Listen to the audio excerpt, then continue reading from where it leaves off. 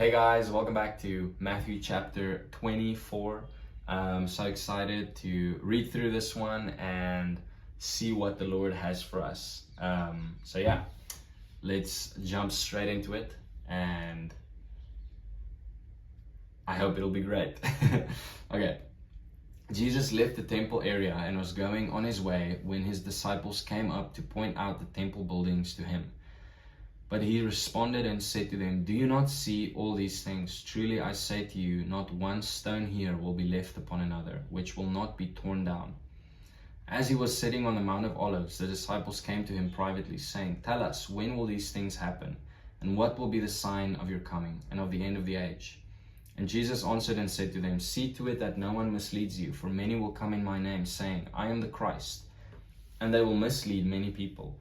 And you will be hearing of wars and rumors of wars. See that you are not alarmed, for those things must take place. But that is not yet the end. For nation will rise against nation, and kingdom against kingdom, and there will be famines and earthquakes in various places. But all these things are merely the beginning of birth pains. Then they will hand you over to tribulation and kill you, and you will be hated by all nations because of my name. And at that time many will fall away, and they will betray one another and hate one another. And many false prophets will rise up and mislead many people. And because lawlessness is increased, most people's love will become cold. But the one who endures to the end will be saved. Is the one who will be saved. This gospel of the kingdom shall be preached in the whole world as a testimony to all the nations, and then the end will come. Therefore, when you see the abomination of desolation, which was spoken of through Daniel the prophet, standing in the holy place, let the reader understand. Then those who are in Judea must flee to the mountains. Whoever is on the housetop must not go down to get things out of his house. And whoever is in the field must not turn back to get his cloak. But woe to those women who are pregnant, and to those who are nursing babies in those days. Moreover, pray that when you flee, it will not be in the winter or on a Sabbath. For then there will be a great tribulation, such as has not occurred since the beginning of the world until now, nor ever will again. And if those days had not been cut short, no life would have been saved. But for the sake of the elect, those days will be cut short. Then if anyone says to you, 'Behold, here is the Christ,' or 'He is over here,' do not believe him. For false Christs and false prophets will arise and will provide great signs and wonders, so as to mislead, if possible, even the elect. Behold, I have told you in advance. So if they say to you, 'Behold, he is in the wilderness,' do not go out, or 'Behold, he is in the inner rooms,' do not believe them. For just as the lightning comes from the east and flashes as far as the west, so will the coming of the Son of Man be. Wherever the corpse is, there the vultures will gather. But immediately after the tribulation of those days, the sun will be darkened, and the moon will not give its light, and the stars will fall from the sky, and the powers of the heavens will be shaken. And then the sign of the Son of Man will appear in the sky, and then all the tribes of the earth will mourn, and they will see the Son of Man coming on the clouds of the sky with power and great glory. And he will send forth his angels with a great trumpet blast, and they will gather together his elect from the four winds, from one end of the sky to the other. Now learn the parable from the fig tree. As soon as its branch has become tender and sprouts its leaves, you know that summer is near. So you too, when you see all these things, recognize that he is near, right at the door. Truly I say to you, this generation will not pass away until all these things take place. Heaven and earth will pass away, but my words will not pass away. But about that day and hour no one knows, not even the angels of heaven, nor the Son, but the Father alone. For the coming of the Son of Man will be just like the days of Noah. For as in those days before the flood, they were eating and drinking, marrying and giving in marriage, until the day that Noah entered the ark. And they did not understand until the flood came and took them all away. So will the coming of the Son of Man be. At that time there will be two men in the field, one will be taken and one will be left. Two women will be grinding at the mill, one will be taken and one will be left. Therefore be on the alert, for you do not know which day your Lord is coming. But be sure of this, that if the head of the house had known at what time of the night the thief was coming, he would have been on the alert and would not have allowed his house to be broken into. For this reason you must be ready as well, for the Son of Man is coming at an hour when you do not think he will. Who then is the faithful and sensible slave whom his master put in charge of his household slaves, to give them their food at the proper time? Blessed is that slave whom his master finds so doing when he comes. Truly I say to you that he will put him in charge of all his possessions. But if that evil slave says in his heart, my master is not coming for a long time, and he begins to beat his fellow slaves, and he eats and drinks with those habitually drunk, then the master of that slave will come on a day that he does not expect, and at an hour that he does not know. And he will cut him in two and assign him a place with the hypocrites. In that place there will be weeping and gnashing of teeth. All right, Matthew chapter 24. Man, such a kind of like a little bit of a difficult chapter to comment on, because it's just primarily about, like the tribulation, I don't know, not the tribulation, but tribulation and Jesus coming back and stuff. And man, people have so much to say about this stuff, and I just don't really have a lot to say about it. I'm like, Lord, you know when it's gonna happen. I don't know. And I think the one part that I like, just verse 13, but the one who endures to the end is the one who will be saved. And I mean, for me, I'm like, that's kind of what we need to know, right? Regardless of what happens, when, what like hardship is coming, regardless of whether we're going through hardship or whether things are a bit more easy, the point is that we need to endure to the end, and we will be saved. It's so important that we keep persevering after Jesus and not get distracted by other lovers, but that the Lord would be our first love, that He would stay our first love, that we won't get discouraged in our journey, that we won't get distracted by things that want to steal from our walk with the Lord. And I think that's the main thing for me from this chapter is, hey, the one who endures to the end will be saved. I honestly, I just don't have a lot to say about this chapter. I mean, I didn't like go into a deep study. I literally read over it once and then read over it again. And I highlighted some stuff. And I think the point is just for me in general with life is, I know God's plan for the world is to bring ultimate restoration and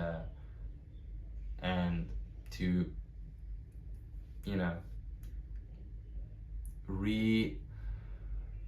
renew creation and renew us, His people, and the people who are following Him, and if we choose to stay away from Him, we're choosing to be not human, we're choosing to be less human, we're choosing death instead of life. But anyway, I think the first point, I was like thinking now, like, maybe I should say something about what I think of what eschatological views I have or something like that, but I don't really want to right now. I think the point for me is just, hey, wherever you are, whenever you're living, the point is keep following Jesus, don't give up, keep going and don't give up, right? Like be obedient, give your full yes, and don't give up for the rest of your life.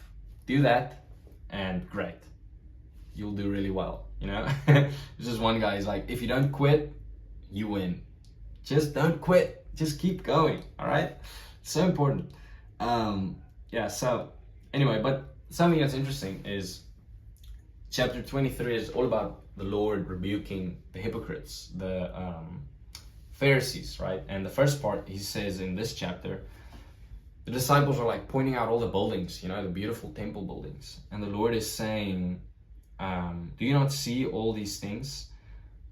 Truly I say to you, not one stone here will be left upon another which will not be torn down. And like the Lord, Jesus came to inaugurate kind of the new temple, right? God's presence was not in this temple anymore. And even though it looked beautiful, it was more of a whitewashed tomb, pointing back to chapter 23. And the Pharisees, and they had such a high view of the temple and how, and it was so beautiful. It had all this tradition and everything like that. But internally, the life was not there. And the Lord is like, hey, even though this stuff is, yes, you guys are pointing it out, but it's going to be all destroyed. But something better is here, by the way. It doesn't say that, but it's the truth, right? Something better is here. The new temple, which will dwell inside of you, and you guys together will be the stones that are built together to form this temple, to host the presence of God. You guys, you people, and you won't have to come here to worship me anymore. You will be able to worship me and connect with me, not me, God. You'll be able to worship and connect with God wherever you are.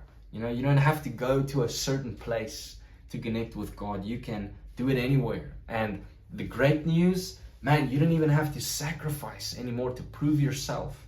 You don't have to prove yourself righteous to enter into God's presence, into his throne room. You can come boldly with the blood of Christ. You can come boldly through the blood of Christ. You can come boldly without feeling ashamed, because the Lord has taken all of your sin on himself. He has paid it all so that you can have freedom and joy and full entry into the presence of God. Man, it's just glorious. New Testament is amazing, right? Like, it is just so good. Anyway, the last thing that I wanted to say, I'm sorry, I feel like, I don't really know what to say about this chapter, but I still am trying to like pull out some stuff that I feel is cool that I can speak on. I just don't know how to speak on the sun, you know, going dark and the moon turning red. I'm like, what do I say about that? Like, I can give you guys presumptions. I can speak about people's opinions, but a lot of this stuff, that's pretty much all people have is their opinions, you know, and we're not 100% sure all the time, like, what everything means, and I'm just not gonna act as if I do know what it means. Because a lot of it I just don't, right? Point is, for me, persevere, and this gospel of the kingdom shall be preached in the whole world as a testimony to all the nations, and then the end will come. So how can I also be a part of what's happening in this chapter? Hey, I can be obeying the Great Commission. I can be saying, this gospel of the kingdom shall be preached in the whole world as a testimony to all the nations, and then the end will come. Hey, I can join in on this. I can be a part of hastening the coming of the Lord. That's in Peter, by the way. I didn't make that up. I can be hastening the coming of the Lord by being a part of preaching the gospel to all the nations, you know. And we can get so stuck when we're living in a place that has had Christianity for decades or centuries or many years, you know, and we can forget the need for the gospel in the rest of the world. There's so many places that is so desperately searching and longing for the gospel. And sometimes we're so afraid of those places also, but I just honestly believe that the harvest is ready. The harvest is ready. God did not lie when he said that the harvest is ready, but the laborers are few. So what can I do? I can pray that the Lord of the harvest would send laborers into the harvest field, and I can be a laborer. Actually, I can be one who says, yes, God, I want to see the gospel preached to all nations. I want to see every tribe, tongue, and language worshiping you at the throne one day, but even on earth, worshiping you in their own language, worshiping you in their own mother tongue. Man, like, we just need to be fully given to the dreams of God.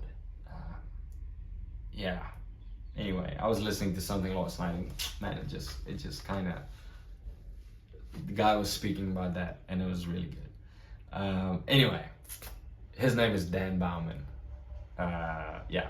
Okay. Guys, thanks for watching. I hope what I said made sense. I hope it is relevant for someone, even if it's one person, and it encourages you to just love God more, to be a light. I hope it does. Bless you. Thank you for watching. Peace.